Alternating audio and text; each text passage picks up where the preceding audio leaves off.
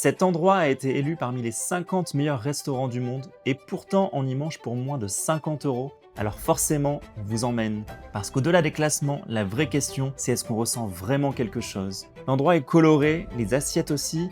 On démarre avec une salade, mais pas une salade classique, une salade de fleurs caribéennes. On nous sert la sauce à part, on mélange nous-mêmes, chaque fleur a un goût différent. Un coup ça poivre, un coup ça rafraîchit. Une sauce noix de cajou apporte de la rondeur, une vinaigrette passion réveille tout, et là on comprend, on n'est pas dans l'effet, on est dans l'identité. Autre création, un gazpacho de mangue verte. À la surface, comme des écailles de mangue qui cachent du thon cru, c'est assumé sur le côté vert presque végétal, salin. La laitue de mer apporte l'iode, le thon fond en bouche, c'est frais, net et précis. Le porc arrive ensuite, effiloché dans un bouillon avec des graines, des herbes ciselées et un piment doux fumé.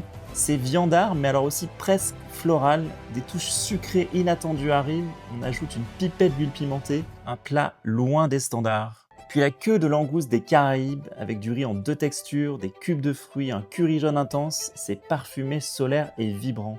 Et là, petit détail qui change tout, ce resto a aussi été sacré le plus durable au monde. Parce qu'ici, tout est ultra local, des produits cueillis dans la nature autour, des recettes ancestrales remises au goût du jour.